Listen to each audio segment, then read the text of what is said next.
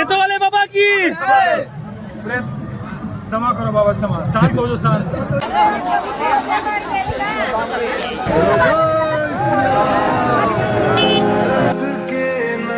शुभ सकाळ मित्रांनो, तुमच्या सगळ्यांचं स्वागत आहे आपल्या नवीन ब्लॉग मध्ये। आज सकाळी सकाळी ब्लॉग बनवायचं खास कारण आहे, कारण मी आज चाललोय प्रयागराजला।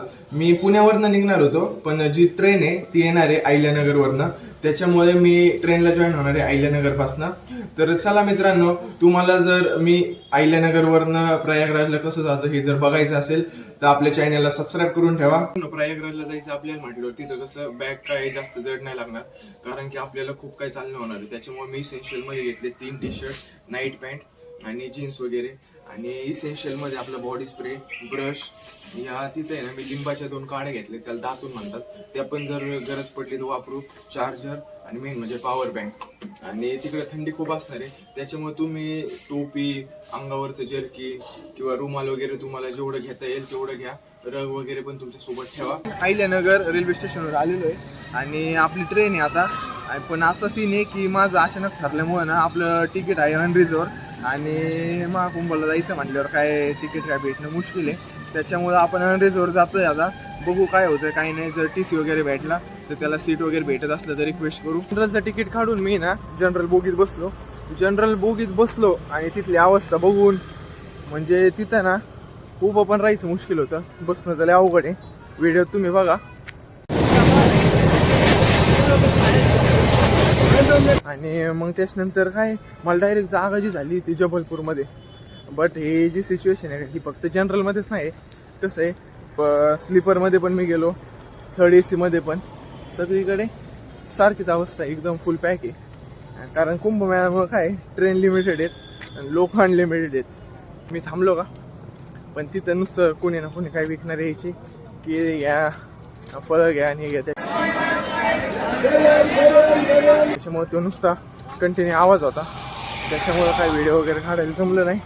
मी अहिल्यानगरपासून निघलो, आमची ट्रेन पहिली अहिल्यानगरपासून फर्स्ट स्टॉप घेतला तिने कोपरगाव, त्यानंतर मनमाड नंतर डायरेक्ट भुसावळ नंतर जबलपूर, आणि जबलपूरच्या आसपास आहे ना म्हणजे मला तशी जागा झाली।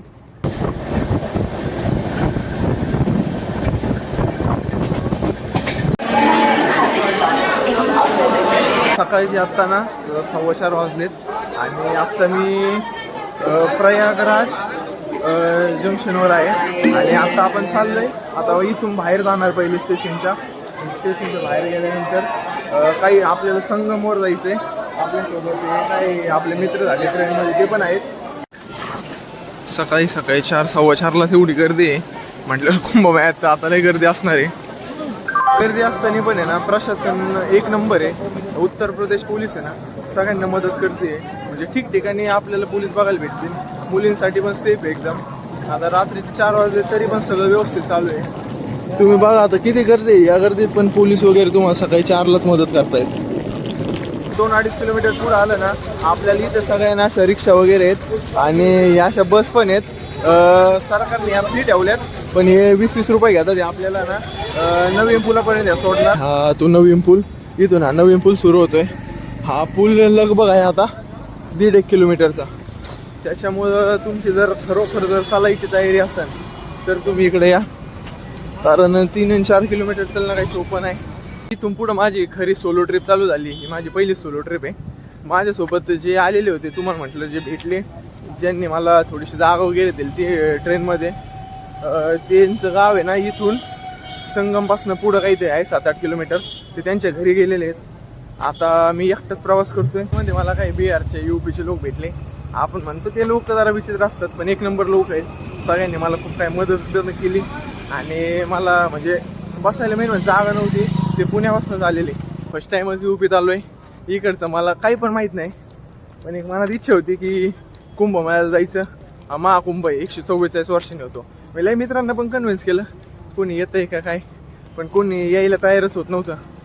मग म्हटलं घरी, म्हटलं घरचे काय मला कोणत्या गोष्टीला अडवत नाही, घरच्यांना ठीक आहे तुला वाटतं त्याचा व्यवस्थित जा, आणि एवढ्या अर्जंट काही तिकीट बुक झालं नाही, पण म्हटलं जायचंय, निघलोय। हा नवा पूल, आणि नवा पुलाच्या खालीच आहे ना जे कोणी कार वगैरे घेऊन येणार असेल त्यांच्यासाठी नव्या पुलाच्या खाली पार्किंगची वगैरे व्यवस्था केलेली आहे।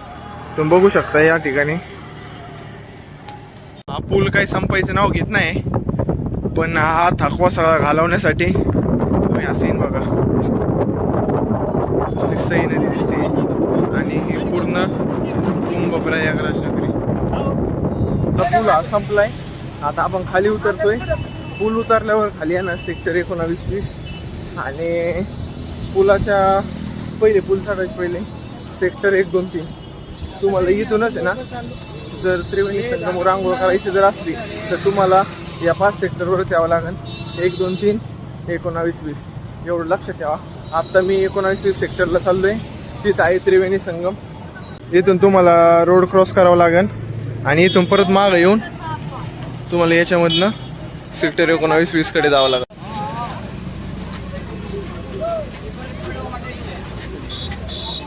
आता मी कुंभमेळ्याच्या आत आलोय आणि तुम्हाला इथं कुंभमेळ्याला जर यायचं असेल आणि स्नान जर करायचं असेल तर या तारखा तुमच्यासाठी लक्षात ठेवा. आणि इथून आता आपण चाललोय सेक्टर अहिल्यानगर, पुणा, महाराष्ट्र आपल्या त्या भागातनं जर कोणी कुंभमेळ्याला येणार असलं तर जेवढं लागतं त्यापेक्षा स्वेटर, जर्किन, शॉल वगैरे जास्त ठेवा, कारण आपल्या इकडच्यापेक्षा इकडे 10 पट थंडी जास्त आहे. या ठिकाणी पूर्णपणे बघू शकता ही सगळी आहे आपली प्रयागराज कुंभनगरी. सकाळ मित्रांनो, आजच्या ब्लॉगची सुरुवात करतोय मी त्रिवेणी संगम प्रयागराजमधनं. आणि माझं सकाळीच लवकर त्रिवेणी संगमवर गंगा स्नान झालेलं आहे आणि तुम्ही या ठिकाणचा परिसर बघू शकता. खूप मोठ्या प्रमाणात या ठिकाणी लोक आलेत. आणि माझं स्नान वगैरे होऊन मी घरच्यासाठी गंगाजल पण घेतलेलं आहे.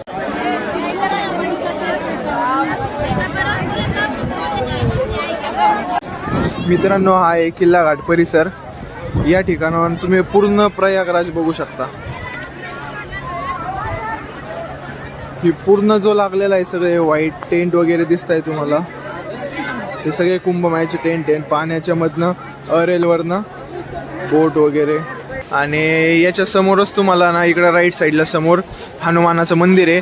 तुम्हाला तिथं जायचं म्हणजे 2-2.5 तास टाईम लागेल, कारण मित्रांनो हे आहे बजरंगबलीचं मंदिर आणि त्यांनी मेन एक्झिट गर्दीमुळे बंद केली आहे. आणि इकडनं लाईन चालू आहे,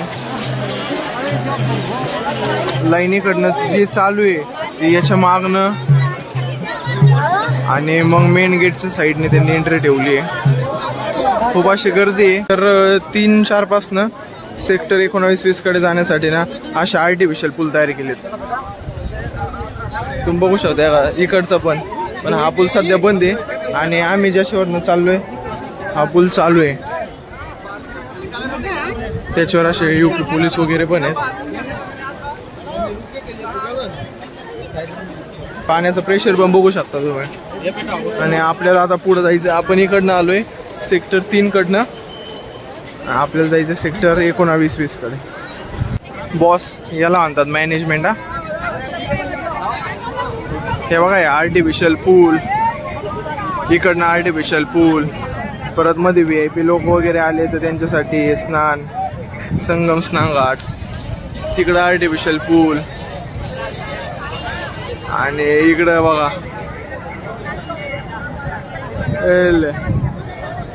आणि कंटिन्यू 5 ते 7 मिनिटाला ना एक हेलिकॉप्टर चक्कर मारतंय. बघायचं तुम्हाला. हे बघा, एवढ्या लोकांचं मॅनेजमेंट करणं काही सोपा विषय आहे काय?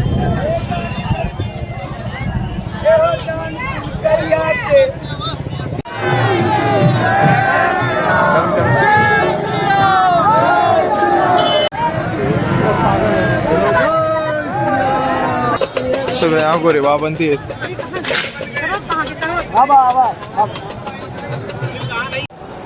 असे सेक्टर वाईज आहे ना, प्रत्येक सेक्टरला यांनी असे प्राथमिक उपचार केंद्र ठेवलेत आणि इथले जे ट्रीटमेंट घेणार आहे ते सगळे तुम्हाला फ्री असणार आहे. प्रत्येक सेक्टरला 23 सेक्टर आहे. 23 सेक्टरमध्ये प्रत्येक ठिकाणी प्राथमिक उपचार केंद्र आहेत आणि ते तुमच्यासाठी फ्री आहेत.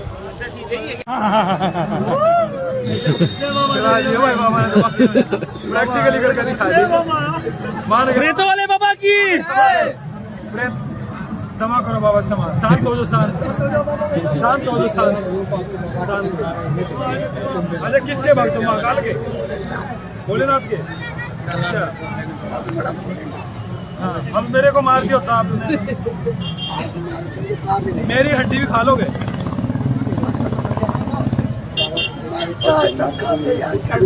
अच्छा मरने के बाद खाते हो मित्रांनो ही दुपारी 5 वाजल्याची अवस्था आहे. याला म्हणतात रेन बसेरा. 100 रुपये पर पर्सन आहे. पण या ठिकाणी लोक जास्त झालेले ना, लोकांनी कुठं पण कसे पण झोपलेत. झोपण्यासाठी ना असं आहे इकडे आहे ना 20-20 रुपयाला पन्ने म्हणतात. एवढी गर्दी आहे की लोक हे खाली आतरून झोपतात येत. असे काही बेड आहे त्या काही अशी पन्नी आहे 20-20 रुपयाला पन्ने अशा वाटणारे येतात येत. लोक असं खाली टाकूनच झोपतात. असा सीन झाला की मी दुपारी झोपलो जरा वेळ आणि झोपलो तसंच माझे जे क्रॉक्स आहे ते कोणीतरी उचलून नेले. बॅग हातालाच आहे ना, बॅगचा जो बंद आहे का तो हाताला लावून ठेवलेला होता. त्याच्यामुळे तेवढी बॅग वाचली आणि मोबाईल तर काही खिशातला असतो त्याच्यामुळं. बाकी क्रॉक्स वगैरे गेलेत. आता रात्री इकडे लय थंडी आहे बघा.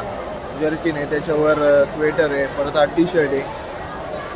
बघू आता काय इथं कुठं जवळपास स्टोअर जर असलं तर नवीन काही क्रॉक्स वगैरे घेऊन. गर्दी तर एवढी आमाप झालेली आहे. दुपारचीच अवस्था अशी आहे. रात्री तर काय विशेष नाही.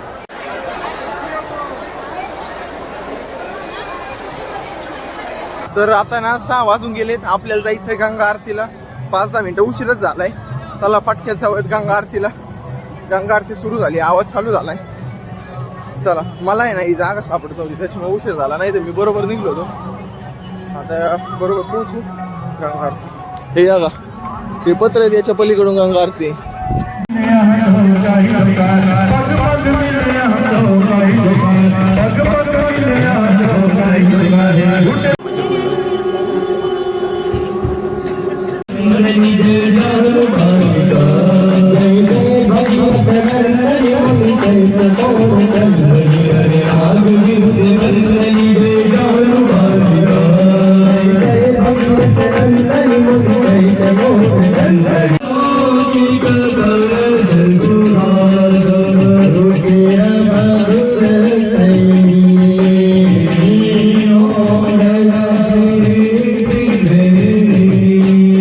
तुमच्या सगळ्यांचं स्वागत आहे आपल्या नवीन ब्लॉगमध्ये. आणि मी आत्ता कुठं आहे माहिती आहे का? मी आत्ता मोक्ष मिळणाऱ्या ठिकाणी वाराणसी काशी त्या ठिकाणी. आणि आता मी चाललो आहे काशीच्या मंदिरात जायचं दर्शन घ्यायला. पण त्याच्या पहिले इथं सांगतात की काळ भैरवनाथाचं मंदिरात दर्शन घ्यावं लागलं. त्याच्यामुळे चाललो आहे मी आता. मग त्यानंतर कुंभमेळ्याचं दर्शन झाल्यानंतर म्हटलं होतं की रिटर्न जाईन. पण म्हटलं एवढं जवळ आलो आहे. तिथून फक्त 120 किलोमीटर आहे काशी विश्वनाथ. म्हणजे ज्योतिर्लिंग पण होईल त्याच्यामुळे मग काय आलो चाललोय. रात्री एक रूम काय सिंगल पर्सनला काही रूम देत नव्हते त्याच्यामुळे डॉर्मेटरी घेतली होती. तिथं आंघोळ वगैरे करून आता चाललोय देवाचं दर्शन घ्यायला. हे काय एकदम सकाळ वगैरे नाही झालेली. आत्ता वाजलेत 9 वाजत झाले जवळपास. तरी इकडचे दुकान वगैरे सगळे बंद आहेत. आज 26 जानेवारी पण आहे म्हणा त्याच्यामुळं. या ठिकाणी ना मंदिरात जाण्यासाठी गर्दी बघा किती आहे. लांबच लांब रांग राहिली आहे. ही काशी विश्वनाथ मंदिराकडे जायची रांग आहे. मंदिर एकदम म्हणजे त्या गल्लीच्या बॅक साईडला आहे. आणि रांग बघा कुठपासून सुरू आहे. आणि गर्दी तर काय सांगायलाच नको. सगळी कुंभमेळ्याची गर्दी इकडे आली.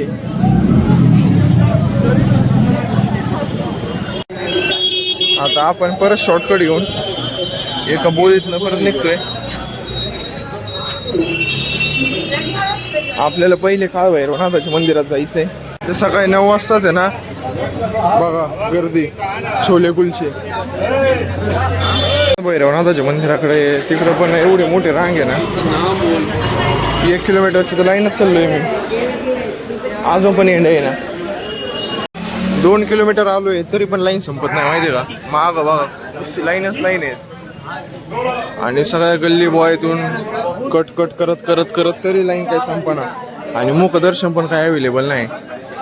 आणि याच्यापेक्षा मोठी तर काशी विश्वनाथ मंदिराला लाईन आहे. त्याच्यामुळे आता काय करावं काही कळा ना. इथून बाहेरूनच दर्शन घेऊन काशी विश्वनाथ मंदिराची लाईनीत उभं राहावं वाटतंय. आता लईच गर्दी आहे. तरी लाईनीत उभं राहिले ना 3-1 तास तर कुठंच नाही गेले. आणि लोक काही कमी व्हायचं नावच घ्या नाही. नेमका 26 जानेवारी आली, रविवार आला आणि कुंभमेळ्याची पण गर्दी सगळे सोबत आहे. थोडी भयानक गर्दी ना काळ भैरवनाथ मंदिरापाशी. त्याच्यामुळं मी डायरेक्ट आता चाललोय काशी विश्वनाथ मंदिराकडे. कारण तिथं पण 2-2.5 तास लाईनीत उभं राहायचं आणि त्याच्यानंतर परत काशी विश्वनाथची तिथं खूप मोठे राहते. त्याच्यामुळे म्हटलं आता खूप दर्शन घेतलं आपलं बाहेर काळ भैरवनाथ मंदिराचं. म्हटलं चला आपण पुढं जाऊयात आता डायरेक्ट. आणि इथून आता तुम्ही बघा 1.5 किलोमीटर काशी विश्वनाथ मंदिर आहे. चला आपण डान्स बघून आहे ना आता काशी विश्वनाथ मंदिराकडे चाललोय. आता इकडे बघावं लागेल लाईन कुठं आहे. आता एक तर गेलतो वेगळ्या साईडने, आलोय वेगळ्या साईडने मंदिराच्या लाईनीत. आता मी थांबलोय पण इथं एवढी भयानक गर्दी आहे ना. 1-1.5 किलोमीटर लांबपासूनच रांग चालू झालेली इकडे.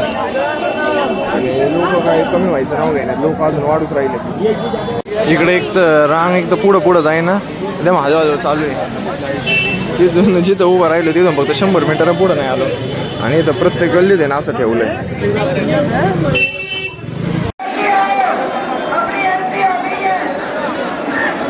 दुपारचे वाजले 4. आत्ताशी माझं झालंय दर्शन. आणि दर्शन काशी विश्वनाथ मंदिरात दर्शन झालं ज्योतिर्लिंगाचं. आणि आता मी चाललोय मनकर्णिका घाटाकडे. मनकर्णिका घाटाकडे जाऊ आपण आता.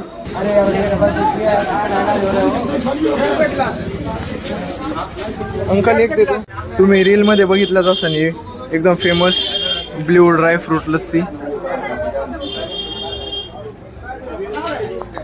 आता मी घेतली, आता टेस्ट करून बघतो काय सीन आहे. मित्रांनो सिच्युएशन सिंगली वर प्लाउड खालून लोक.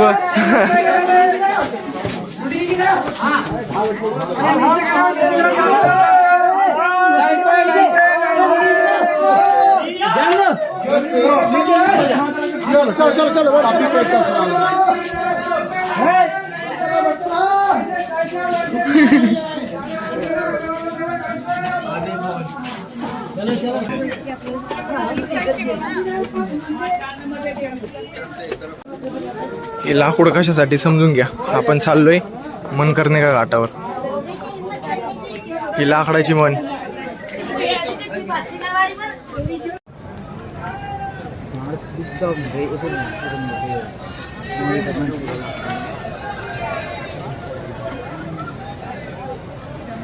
हे ते ठिकाण ज्या ठिकाणी मोक्ष मिळतो.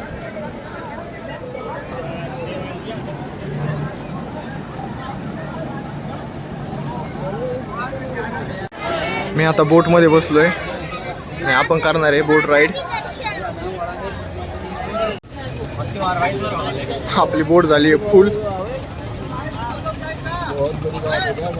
पण बोटवाला काही निघा ना.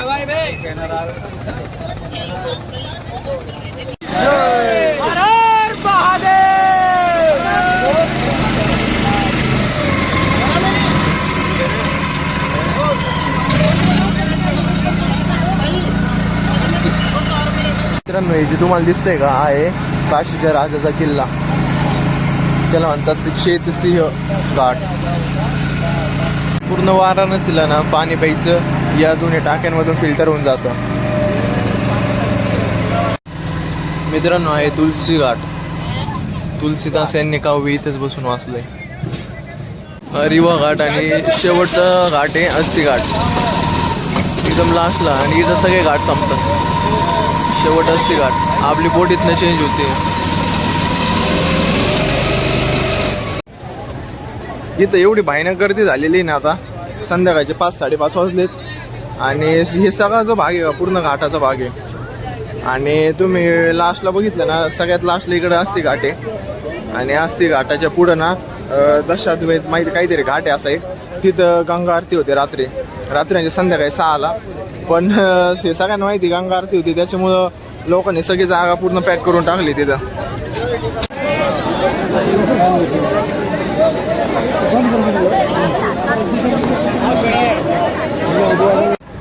गंगा आरतीचा टाइम झालाय आणि लोक खूप मोठ्या प्रमाणात आहे ना घाटावर चाललेत.